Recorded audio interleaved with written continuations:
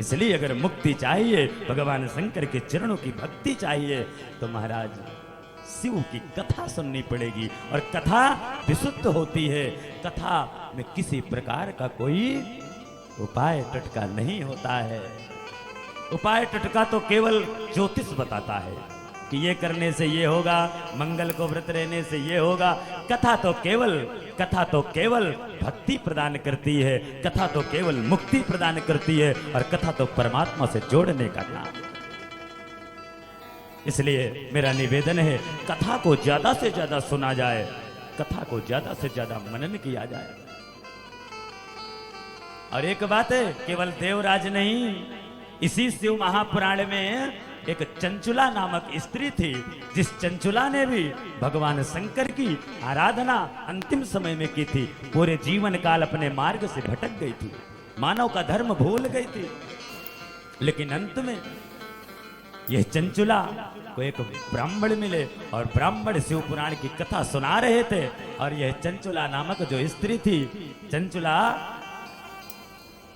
सब प्रकार से भ्रष्ट हो चुकी थी। लेकिन सूत जी महाराज कहते, सौनक जी, यही चंचुला है। मुक्ति नहीं मिली, केवल शिव की कथा सुनने से भगवान माता पार्वती की, माता सती की, भगवान शंकर की अर्धांगिनी की सहेली बन गई, सखी बन गई। ये शिव पुराण की कथा सुनने मात्र। मुक्ति की लोग बात करते हैं, लोग इस जन्म की बात करते हैं। अरे महाराज, मरने के बाद भी जगत जननी जगदम्बा की सहेली बन जाना, अरे पड़ोसी की सहेली तो कोई भी बन जाता है जी। है पड़ोसी देखा कि इसके यहाँ खूब माल टाला रहा है, इसका बेटा खूब चकाचक कमा रहा है, इसका पति भी कमा रहा, तो पड़ोसी तो अपने यहाँ पर दोस्ती करने के लिए हाथ बढ़ाने लगता है। कभी जरूरत पड़ेगी तो का, तो संसार में दोस्ती किसी से हो जाए, कोई सखा बन जाए, कोई यार बन जाए, मित्र बन जाए, ये कोई बड़ी बात नहीं। लेकिन माँ पार्वती की सखी बन जाना शिव महापुराण की कथा सुन करके, ये बड़ी बात है, ये महत्वपूर्ण बात है।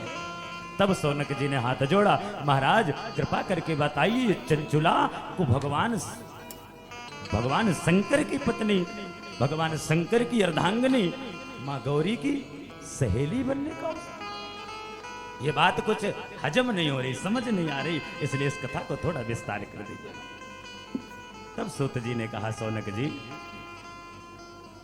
समुद्र निकटे देशे ग्रामो बासकल संज्ञ कहा। एक समुद्र के निकट में गांव था, और उस गांव का नाम बासकल, और इसी बासकल गांव में ब्राह्मण रहते थे। अच्छा, यहां पर देखो ब्राह्मण शब्द आया, इसलिए मैं वर्णन कर रहा हूं, ठीक है। लेकिन ब्राह्मण भी कैसे रहते थे पता है? सारे ब्राह्मण अधर्मी, सारे ब्राह्मण अधर्म। बोलो शंकर भगवान की जय। पूजा पाठ से दूर दूर तक कोई लेना देना नहीं, पूजा पाठ से कोई मतलब नहीं। ऐसे गांव में जो रहेगा वो उसकी भी बुद्धि भ्रष्टि हो जाएगी।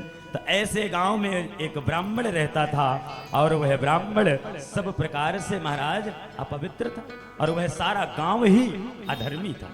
धर्म से कोई लेना देना उस गांव वालों का नहीं।